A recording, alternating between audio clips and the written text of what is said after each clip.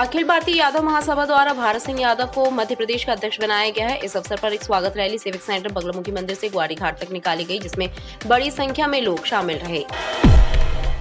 प्रदेश के लोक स्वास्थ्य यांत्रिकी मंत्री बृजेंद्र सिंह यादव का जबलपुर आगमन हुआ। सर्किट हाउस में लोक स्वास्थ्य यांत्रिकी मंत्री ने पार्टी कार्यकर्ताओं से भेंट की और पीएचई व जल निगम विभाग के अधिकारियों की बैठक ली। प्रदेश के पुलिस महानिदेशक के निर्देशों के अनुसार प्रदेश के सभी जिलों में देर रात 12 बजे से सुबह 5 बजे तक कॉम्बिंग गश्त की गई। जबलपुर जिले में भी वारंटियों, फरार आरोपियों और बदमाशों के ठिकानों पर दबिश दी। जागरूक समाज सेवी संगठन ने पंडित लज्जा शंकर झा स्कूल परिसर में छात्र छात्राओं के लिए मोटिवेशनल कार्यशाला आयोजित की। इस कार्यशाला के माध्यम से विशेषज्ञों ने छात्रों को करियर काउंसलिंग से संबंधित जानकारी और दिशा निर्देश दिए।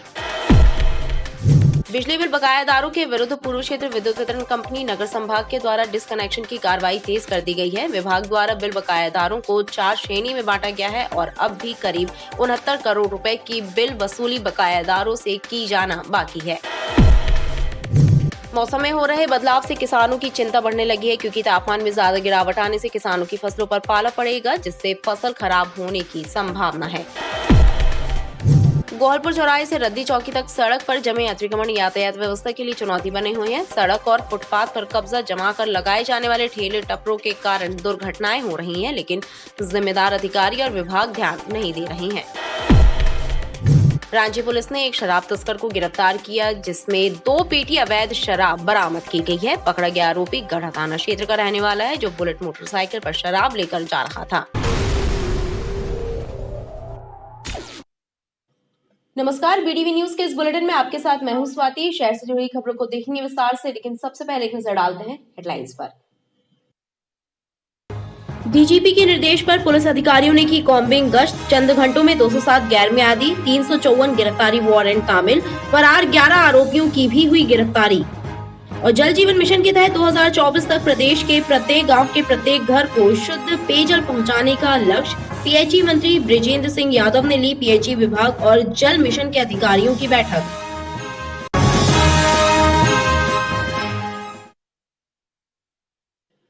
अखिल भारतीय यादव महासभा द्वारा भारत सिंह यादव को मध्य प्रदेश का अध्यक्ष बनाया गया है। इस अवसर पर एक स्वागत रैली सिविक सेंटर बगलामुखी मंदिर से ग्वारी घाट तक निकाली गई, जिसमें बड़ी संख्या में लोग शामिल रहे। भारत सिंह यादव ने कहा, गरीब और कमजोर परिवारों के उत्थान के लिए चलाएंगे विशेष अभियान।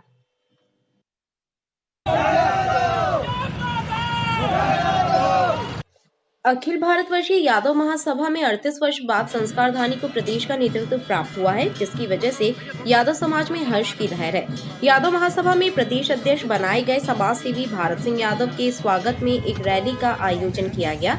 यह रैली सिविक सेंटर स्थित बगलामुखी मंदिर में पूजा अर्चना के उपरांत निकाली गई, जिसका समापन ग्वारी घाट गीता धाम में हुआ।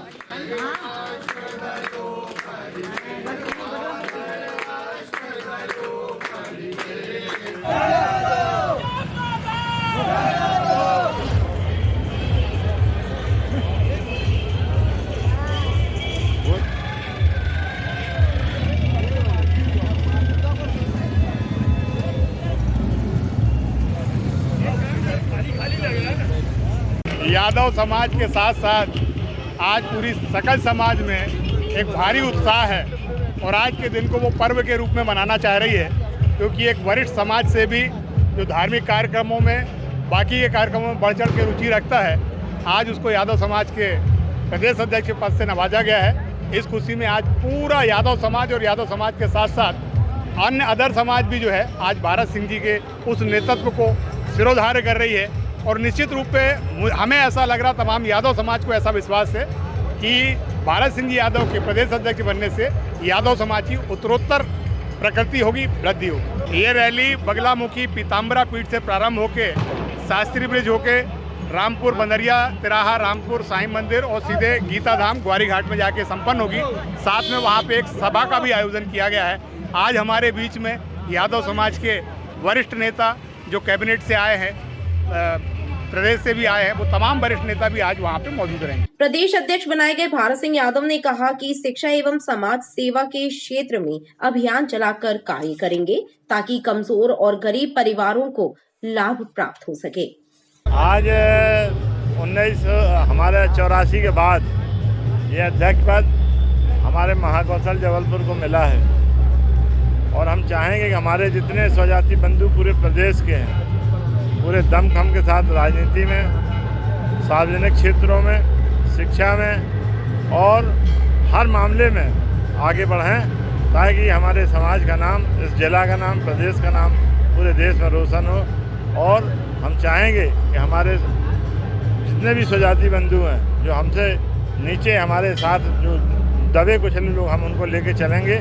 पर्यावरण, नदियों के संरक्षण, गौ माता के लिए और माता पिता के सम्मान के लिए हम लोग काम करेंगे। यही हम लोगों का लक्ष्य है। यादव समाज द्वारा जगह जगह इस रैली का स्वागत किया गया। प्रदेश के लोक स्वास्थ्य यांत्रिकी मंत्री बृजेंद्र सिंह यादव का जबलपुर आगमन हुआ। सर्किट हाउस में लोक स्वास्थ्य यांत्रिकी मंत्री ने पार्टी कार्यकर्ताओं से भेंट की और पीएचई व जल निगम विभाग के अधिकारियों की बैठक ली। लोक स्वास्थ्य यांत्रिकी मंत्री ने जल जीवन मिशन के कार्यों की समीक्षा करते हुए अधिकारियों को उचित दिशा निर्देश दिए। जल जीवन मिशन के तहत वर्ष 2024 तक प्रदेश के सभी गांवों के सभी घरों तक शुद्ध पेयजल पहुंचाने का लक्ष्य निर्धारित है।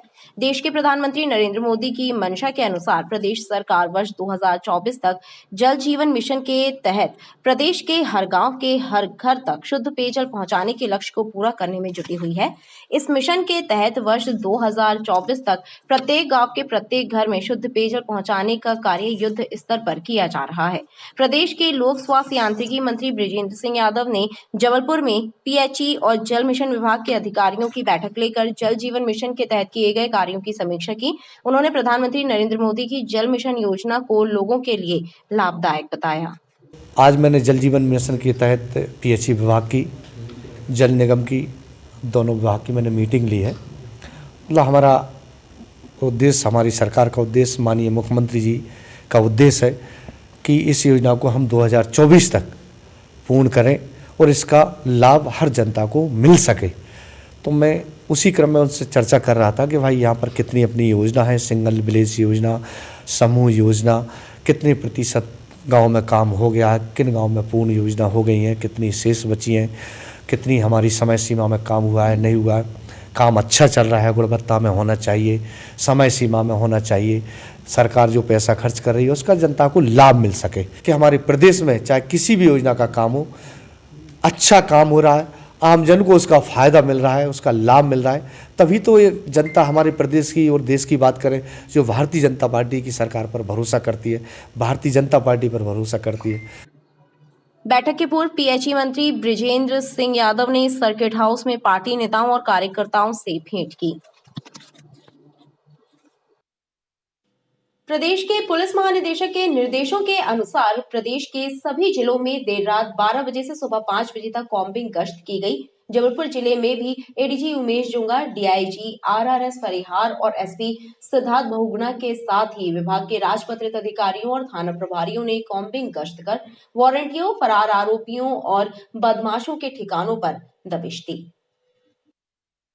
प्रदेश के डीजीपी के निर्देश पर शनिवार की देर रात पूरे प्रदेश में पुलिस अधिकारियों ने कॉम्बिंग गश्त की। जबलपुर जिले में भी एडीजी उमेश जोंगा, डीआईजी आरआरएस परिहार और एसपी सिद्धार्थ बहुगुणा के निर्देशन में कॉम्बिंग गश्त का अभियान चला। इस दौरान विभाग के राजपत्रित अधिकारी, थाना प्रभारियों ने पुलिस बल के साथ वारंटियों, फरार आरोपियों और बदमाशों के ठिकानों पर छापे मारे। इस कार्रवाई के दौरान 207 गैर मियादी वारंट, 354 गिरफ्तारी वारंट शामिल कराए गए और विभिन्न आपराधिक प्रकरणों में फरार 11 आरोपी गिरफ्तार किए गए। कॉम्बिंग गश्त जिला जबलपुर में आज पुलिस मुख्यालय के निर्देशानुसार आज कराई जा रही है, जिसमें कि समस्त थाना प्रभारी, समस्त सीएसपी साहबान, एडिशनल एसपी साहबान यहाँ उपस्थित हैं। उनकी आज ब्रीफिंग की गई और देहात में भी समस्त थाना प्रभारी एवं एसडीओपी, सीएसपी सभी इसमें भाग ले रहे हैं और मुझे आशा है हम बहुत अच्छे से वारंट तामीली कराएंगे और अच्छा रिजल्ट मिलेगा। कॉम्बिंग गश्त के दौरान पुलिस ने सड़कों पर घूमते पाए गए लोगों से भी पूछताछ की। जागरूक समाज सेवी संगठन ने पंडित लज्जा शंकर झा स्कूल परिसर में छात्र छात्राओं के लिए मोटिवेशनल कार्यशाला आयोजित की।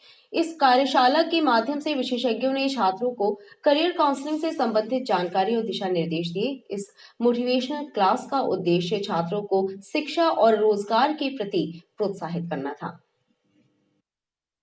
जागरूक समाज सेवी संगठन ने पंडित लज्जा शंकर झा स्कूल में मोटिवेशनल कार्यशाला का आयोजन किया। इस कार्यशाला में छात्र छात्राएं बड़ी संख्या में शामिल हुई। कार्यशाला छात्र छात्राओं को शिक्षा का लक्ष्य निर्धारित करने और उस पर आगे बढ़ने विषय पर आधारित थी। विषय विशेषज्ञों ने छात्रों को शिक्षा और करियर काउंसलिंग के विषय में जानकारी और उचित दिशा निर्देश दिए।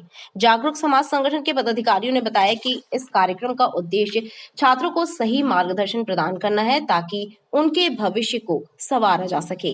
जो हमारे समाज के बच्चे हैं, है ना, जो पढ़ तो रहे हैं लेकिन बीच में कहीं ना कहीं उनकी पढ़ाई छूट जा रही है या फिर जो पढ़ के डिग्री पा ले रहे हैं उसको नौकरी में नहीं कन्वर्ट करवा रहे हैं, ऐसी समस्याओं को लेकर एक कार्यक्रम रखा गया है। इसमें क्या चर्चा की जा रही, किस तरह से? इसमें ये चर्चा की जाएगी कि जो बच्चों की शिक्षा है उस शिक्षा में गुणवत्ता है ना। गुणवत्ता कहने का मतलब ये कि बच्चा पास होने के लिए ना पढ़े, बच्चा इसीलिए पढ़े कि लाइफ में उसे कुछ करना है। कार्यक्रम में बड़ी संख्या में छात्र और अभिभावक भी शामिल हुए।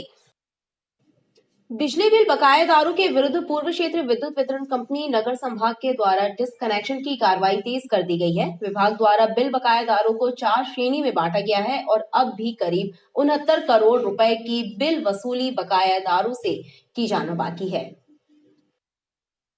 बिजली बिल जमा न करने वाले उपभोक्ताओं के विरुद्ध पूर्व क्षेत्र विद्युत वितरण कंपनी के द्वारा डिस्कनेक्शन की कार्रवाई को तेज कर दिया गया है। बीते 20 दिनों से इसके लिए विशेष अभियान चलाया जा रहा है। विभाग द्वारा बिजली बिल जमा न करने वाले उपभोक्ताओं को 4 श्रेणी में बांटकर चिन्हित किया गया है, जिसमें 1 लाख से अधिक राशि के बकायादार, 50,000 से 1 लाख की राशि के बकायादार, 3 से 6 माह तक बिल न जमा करने वाले उपभोक्ता और 6 माह तक बिजली बिल न जमा करने वाले उपभोक्ताओं को अलग अलग चिन्हित कर कनेक्शन काटे जाने और बिल जमा कराए जाने की कार्रवाई की जा रही है। जबलपुर शहर में टोटल अगर हर श्रेणी के उपभोक्ताओं को मिला के देखें तो करीब 59 करोड़ रुपए बकाया है। तो हमारी मुहिम लगातार चल रही है और उसी मुहिम में हम सुबह के इस वक्त भी डिस्कनेक्शन करा रहे हैं और मेरी निवेदन है सभी सामान्य उपभोक्ताओं से कि समय से बिल का भुगतान करें। डिस्कनेक्शन की कार्रवाई की जा रही है ऐसे उपभोक्ताओं जो कि परमानेंटली डिस्कनेक्ट हो चुके हैं, मतलब जिनकी हम मीटर भी लेकर आ गए हैं और जिनका एमपीपी से अकाउंट क्लोज कर दिया, उनको हम लोग परमानेंटली डिस्कनेक्टेड कंज्यूमर्स कहते हैं, पीडी कंज्यूमर्स। खास बात यह है कि बीते 20 दिनों के अभियान में विभाग बकायादारों से 3 करोड़ से ज्यादा की बकाया राशि वसूल कर चुका है। बावजूद इसके 69 करोड़ रुपए की वसूली करना अभी बाकी है। मौसम में हो रहे बदलाव से किसानों की चिंता बढ़ने लगी है, क्योंकि तापमान में ज्यादा गिरावट आने से किसानों की फसलों पर पाला पड़ेगा, जिससे फसल खराब होने की संभावना है। ऐसे में किसान फसलों को लेकर चिंतित नजर आ रहे हैं। एमपी में मौसम बदल रहा है और मौसम की मार से जहां सामान्य जनजीवन प्रभावित है, तो वहीं फसलों पर भी इसका असर पड़ रहा है। बदलते मौसम और तापमान में गिरावट से किसान चिंतित है, क्योंकि अगर तापमान इसी तरह से गिरता रहा तो फसलों में पाला लगने की संभावना है, जिससे किसानों को क्षति उठानी पड़ सकती है। ऐसे में किसान चिंतित नजर आ रहे हैं। अभी ये मौसम जो चेंज हुआ है उसमें अपना ये पाला का कुछ ज़्यादा रहेगा, मतलब पाला हो गया, बारिश हो गई, इससे नुकसान बहुत ज़्यादा हो सकता है। मतलब अभी तो ठीक है, बाकी अभी मतलब आने वाले समय में मतलब चेंज होगा और मौसम मतलब पाला पड़ सकता है और ये अपना बारिश भी हो सकती है। मटर में तो हमारा ये रहता है कि 2 घंटे 3 घंटे का शिफ्ट रहता है नोजल वाला। कृषि वैज्ञानिकों ने किसानों को शीतलहर और पाले से बचाव के लिए एहतियाती कदम उठाने की सलाह दी है। जिस तरह से मौसम में बदलाव हो रहे हैं और सर्दी का प्रकोप बढ़ रहा है, उससे फसलों में पाला लगने की संभावना भी बढ़ गई है। ऐसे में किसान अगर एहतियाती कदम नहीं उठाते तो उनकी मेहनत बर्बाद हो सकती है। गोहलपुर चौराहे से रद्दी चौकी तक सड़क पर जमे अतिक्रमण यातायात व्यवस्था के लिए चुनौती बने हुए हैं। सड़क और फुटपाथ पर कब्जा जमाकर लगाए जाने वाले ठेले टपरों के कारण दुर्घटनाएं हो रही हैं, लेकिन जिम्मेदार अधिकारी और विभाग ध्यान नहीं दे रहे। गोहलपुर चौराहे और रद्दी चौकी में जमे अतिक्रमण यातायात व्यवस्था को चौपट कर रहे हैं। सड़क और फुटपाथ पर कब्जा करके लगाई जाने वाली दुकानों के कारण आवागमन प्रभावित हो रहा है। गोहलपुर थाने के आसपास फैले अतिक्रमण चर्चा का विषय बने हुए हैं। सड़क पर काबिज बेजा कब्जों के कारण हादसे हो रहे हैं और जिम्मेदार विभाग एवं अधिकारी मूक दर्शक बने हुए हैं।